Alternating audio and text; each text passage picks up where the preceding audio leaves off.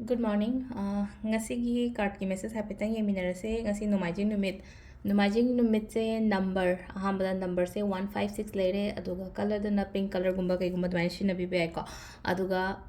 chak thong bada kino masum hapa da chini angang ba se ketang maming yoina khara happy bai ko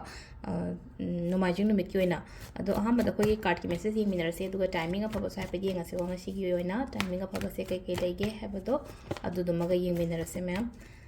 तो कोसिदगी 3 cards का तंग थोसे को हरी सिद्ध लेबा card सिदगी card अहुम को card number 1 card number 2 card number 3 को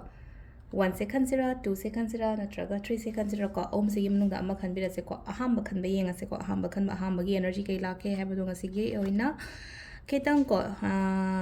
emotionally hai tare ko khatang down oi bai ko ngasi gi oina puning nungsi ba hasne cham cham na ha bada kainoma incident macha amana ni khangdi hadi puning khatang nungsi ba khotpa maina to ba adu kra feel to gani ko aduga amaso ko isha da kitang pakhat pa kokot pa adum ba su khra lei gani kitang hari pakhat pa thukat pa harsne ko amaina gum khar su lei ni aki bam khar su lei gani ko ki ba ji kai gi no di khang re ko adi kanoma isha ji da hadi ai hai je pakhat la gari ki ba su kitang na kitang fawi na ko hadi yam ka hain reason ke no to boi wa su na ta be ko hadi punung nung shi ba harsne ko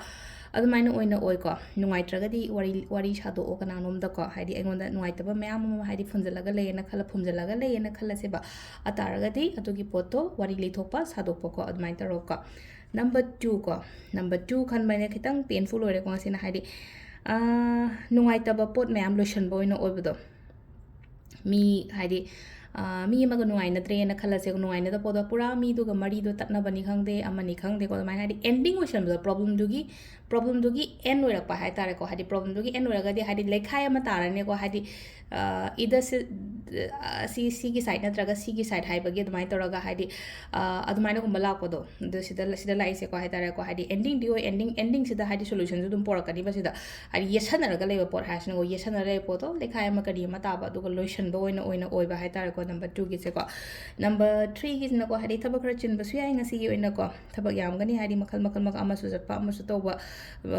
manage to na ba di phajana di hona gani ko hadi mata moiro na traga po sing je phajana balance to ga chat ke khot ke hai ba gi dum ba su khara su lein ko kai han tau doi no hai ba gi adu gi ama su lei gani ko isa da hari karam mahana chat sige karam mahana tau sige na hai da se lai je ko daina hai je busy su yam no oibe no mi oina oire ko sige ngasi gi oina hara ga de ado se sina ko card ki message le re timing sina ayu ki pung taru ka mini ko ni pan da gi na trama thoi mi tranga phom le re dai baro ga mi nya khai de na pung ani ga mini kun manga phom le re manga ga mini kun thra taru ta gi na pung mapan ga mi nya khai phom le re ko adagi mu baro ga mi kun thram pan na pung ani ga mini ahum phom le re aduga nungalam da gi na ahum ga mini kun ni pan da gi na mari ga mini nya khai ni thoi phom le ko sisina akoi gi ngasigi oina afaba timing ko ado akoi gi card ki message da le ma'am thank you